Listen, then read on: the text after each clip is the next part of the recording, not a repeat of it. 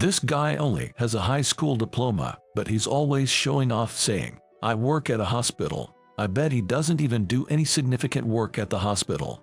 Such a pointless dude. At a social mixer where I was the wingman, I constantly felt belittled by a classmate. He never missed an opportunity to assert his superiority. I was fed up with him. However, he didn't know the real me. Coincidentally, there was a woman at the mixer who knew my true identity. I reluctantly revealed it. Upon hearing it, that classmate was flabbergasted. My name is Tim. I am a 28-year-old man, currently working as a doctor in a hospital. I lost my mother to an illness when I was in middle school and was raised in a single-parent household by my dad. The experience of losing my mom to illness inspired me to become a doctor. It was a challenging journey, but I eventually earned my medical license and am now practicing medicine.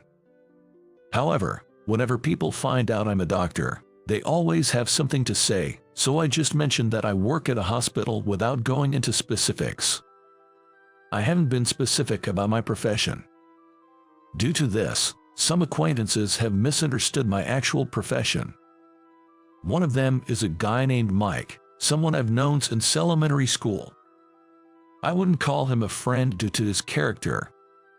Mike went to the same school for elementary, middle, and high school, graduated from a national university, is a salesman for a major company, and is a man of flamboyant appearance and lifestyle. Even I, as a guy, have to admit he's handsome. His whole appearance screams money. There are rumors that he once spent tens of thousands of dollars in a single night at a club in downtown Las Vegas, so you get the impression he's a real ladies' man. But inside, he is the worst kind of man, a scum, to be honest. Even if he's dating a specific girl, he thinks nothing of making moves on other women. He can't handle his liquor, and whether he has a girlfriend or not, he's always throwing parties. It's so much like that's the status of a man to do something like that, but actually he was brought up in a normal family. I've told him several times that he should stop such behavior, but it doesn't seem to get through to him. You might wonder why I'm still in touch with such a guy. It's because he keeps inviting me to his mixers. It all started about a year ago when I bumped into Mike downtown after not having spoken since high school. He recognized me and approached. We were classmates, so he vaguely remembered my face. "Hey, are you Tim?" When I saw Mike, who was already dressed in full-body luxury brand stuff from then on, I didn't really know who he was at first. "Who might you be?" I found myself asking. "Come on, man, it's me, Mike Williams, your classmate from senior year of high school." Even with that, I couldn't quite place him. That's because he looked completely different from when we were in high school. I don't recall having such a flashy guy in our class back then. It wasn't until he showed me a photo from high school on his phone that I exclaimed, "Oh, it's you." "Actually, I'm surprised you recognized me," I admitted. "You look exactly the same as you did in high school," he chuckled. "So, what are you up to these days?" "Me. I work at a hospital now." "You work at a hospital? You didn't go to college, did you?" "Oh right, that's the story here." "Well, yeah," I replied. Just as we were about to dive into old times, for some reason, Mike remarked, "So you're basically saying you went straight from high school to being unemployed and now work at a hospital, right?" "No, that's not it," I tried to clarify, but he wasn't listening. He had made up his mind. Working at a hospital is a big deal for a guy who just has a high school diploma. I don't just have a high school diploma. Well, whether you're in medical admin or a janitor, it's all hospital work. I get it, men want to show off. Moreover, for some reason he sympathized with me and said, "I feel bad for you, Tim. I'll invite you to our group hangouts," and that's how I started getting invitations almost every time. To be honest, even if I go to these hangouts, Mike always looks down on me by calling me just a high school grad and makes fun of that fact, laughing about it. Honestly, it feels like I'm just being made a fool of. And his personality is terrible. To be honest, Sometimes I don't even know why I go out with him every time, and I end up with a look of emptiness on my face. However, the guy has impeccable taste in restaurants, never misses on the food choice, and even offers to cover the cab fare home. To me, it feels like I'm just going out for a free delicious meal. So, here I am again, called by Mike to make up the numbers, attending yet another gathering. Today's outing was supposed to be a 5-on-5 mixer, and the ladies were all nurses peers in my field, which felt a tad refreshing. Mike seemed quite pumped up, stating, "I'm definitely getting a date tonight. By the way, he's supposedly seeing someone right now, but that doesn't stop him from hosting these meetups. It's human nature to seek out new connections, even if you're already dating someone," he'd say. As usual, his audacity almost feels refreshing. Tonight's venue is a fancy private dining room with a view overlooking New York. Mike had told me to dress sharp, so I wore the only decent jacket I had. Upon seeing me, the first thing out of Mike's mouth was, "Isn't that a bit plain?" "That's all I have," I replied. "Well, you're just a high school grad. It makes sense you'd have less money than me. You'll be perfect as the wingman," he teased. I wanted to tell him off, but I held my tongue. "All right, everyone, cheers." With Mike's call, the gathering officially began. We clinked glasses, and I took a sip of my draft beer.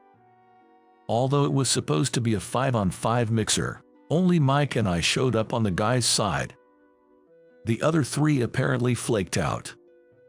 But the fewer men, the more chance for Mike to mingle with the ladies. He seemed to be in high spirits. The women, chosen by Mike's impeccable taste, were all incredibly beautiful. Last-minute no-shows happen now and then, but 3 at once is quite rare. Every time, I wonder just how unpopular Mike is. But then again, I also question my sanity for showing up almost every time he asks.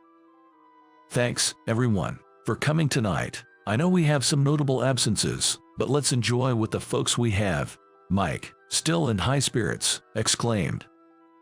He was already on his second glass of wine. "Thank you for having us," the ladies cheerfully responded. Then, one of the women turned to me. "And you are?" "Tim Miller. I work in a hospital." "Nice to meet you," I replied, trying to keep it simple. Suddenly, the chatter among the 5 ladies went like, "What? No way. Perhaps they think I'm plain compared to Mike." Today, Mike's in his usual designer suit, whereas I'm just in regular clothes. Several minutes into the group date, Mike quickly nestled himself among the ladies, just like always. He was going on and on, boasting about his job and the luxury brands he owns. The ladies seemed to be enjoying his stories, laughing and giggling, making Mike even more cheerful. They'd had quite a bit to drink, and it seemed like Mike was pretty tipsy. As for me, I was enjoying my meal, especially the salmon carpaccio, thinking, this is a lively group. There's never a miss when Mike picks the place. Both the drinks and the food are always on point. It felt like it had turned into a 1-on-5 date. Every now and then, the ladies chatting with Mike would glance over at me or whisper something. Although I was engrossed in my meal, I noticed. Seeing this, Mike said to one of the women, hey, Michelle, aren't I way cooler than him?" wrapping his arm around her and pulling her close. Michelle, whom he referred to, giggled and said, "Oh, stop it." I thought to myself that the atmosphere felt like one of those kind of places. Then, Mike said, "This Gaitam, man, he's been my buddy since elementary school, you know. Despite only having a high school diploma, he always brags about working at a hospital. I bet he's not even doing anything significant there. What a joke," Mike continued. And this guy, back in high school, he didn't stand out in class, almost a nerd, only focusing on studies and part-time jobs. Even with all that studying, he didn't go to college, probably because he grew up in a poor single-parent household. Once that happens, man, life's pretty much over. Mike laughed loudly, while the women looked taken aback. Hearing Mike's words, I sighed. Mike, you've had too much to drink. Take it easy, man. I placed a glass of water in front of him and got up. What's the matter? Running away? Mike cheered. Ignoring him, I headed to the restroom.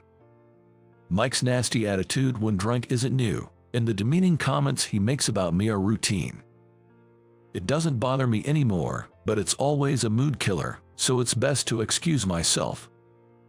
Man, he's drunk again today. Can't just leave him like that, I'll just tune out the rest. Every time Mike goes to a mixer, he ends up like that, so I can't just leave him there. Can't really leave him with the ladies either, I thought. As I walked out of the restroom, someone suddenly approached. You're the director, right? The one who said that was Mabel, one of the participants of tonight's mixer, who had introduced herself earlier. Her eyes widened at the mention of director, and she continued, I work as a nurse in the pediatrics department at 7 Stars Hospital. All the girls here tonight are nurses from 7 Stars Hospital. Upon hearing this, I couldn't help but exclaim, really? 7 Stars Hospital is where I currently serve as the director. Mike seems to be misunderstanding something, but aside from being a doctor, I also work as the hospital's director. However, once people find out I'm the director, many so-called acquaintances with ulterior motives approach me, so I usually just say I work in the hospital. I'm not lying by saying that. But I never expected that tonight's group of girls would be nurses from our hospital. You don't interact much with the staff, do you, director? Seems Mabel picked up on my thoughts and gave a wry smile. From what I gathered, all these girls are in charge of the inpatient wards. I've been busy with hospital management, conferences, and such, and I seldom visit the inpatient wards.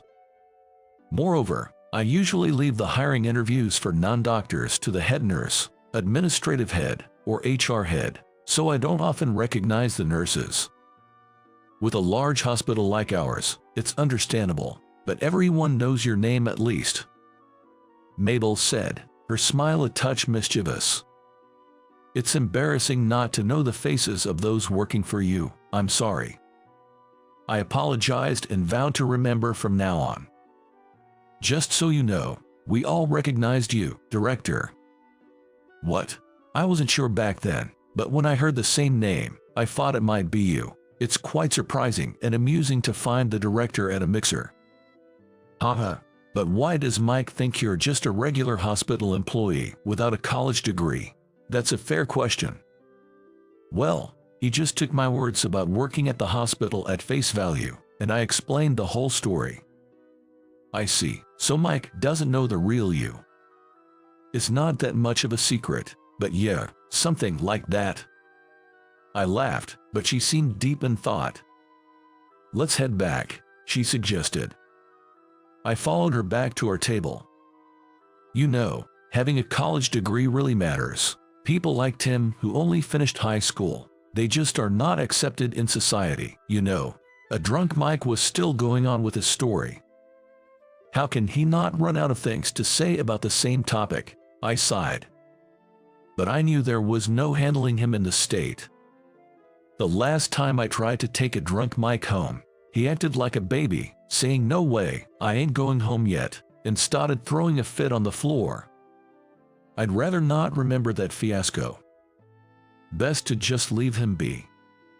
I felt bad for the girls, but they'd have to put up with him. I ordered a whiskey highball from the waiter and nibbled on some pasta. Then Mabel sat next to me, asking, Is the pasta good, director? I nearly spit out my drink and pasta. Director? Who? Hearing Mabel's words, Mike turned our way. This guy, Tim. He's the director of the hospital where we work. Moreover, he earned his medical license in Switzerland. He's quite the accomplished doctor. Then the remaining 4 women came over saying, I knew it, and I thought so. For some reason, all the women now gathered around me. I heard the director often attends conferences and is on business trips, so it's rare to meet you, but I had a feeling it was you.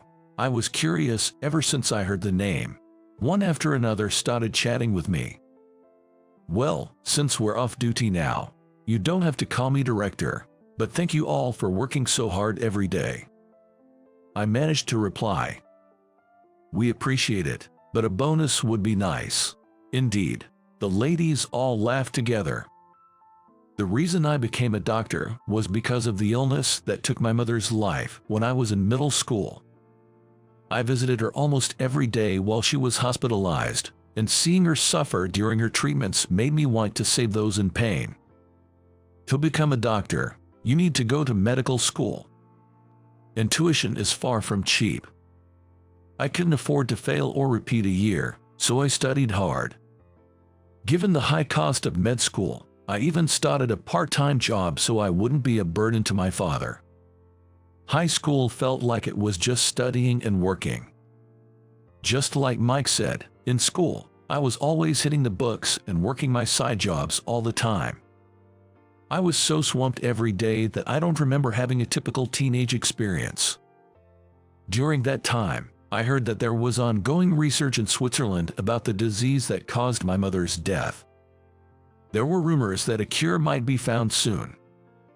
It seems that such research is indeed advancing in Switzerland. So, I decided to get my medical degree in Switzerland, not in the US. Thankfully, I was good at German and French, had decent grades, and thought I'd have a better chance at finding a cure there. I discussed it with my father, who gave his blessing, and right after high school, I went to Switzerland on my own. To be honest, I didn't tell any of my classmates. It might be because I was too engrossed in studying and working, and I didn't have close friends, but I also didn't want any fuss about my decision to go to Switzerland. I got into a university and managed to get my medical license there. I also joined a team researching the disease and led a busy life both as a researcher and a doctor. And a few years ago, we finally established a cure for the disease.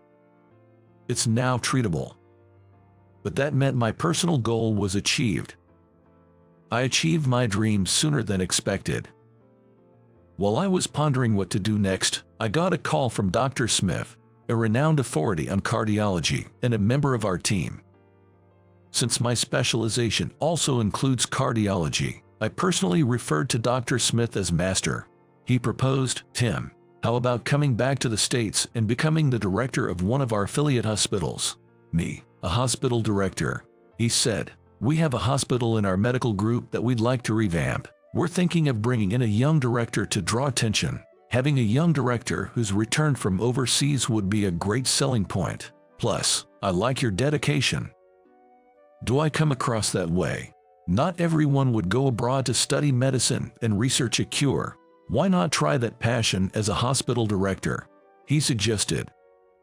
Honestly, I wasn't sure if I could handle such a significant responsibility, but I decided to accept the offer.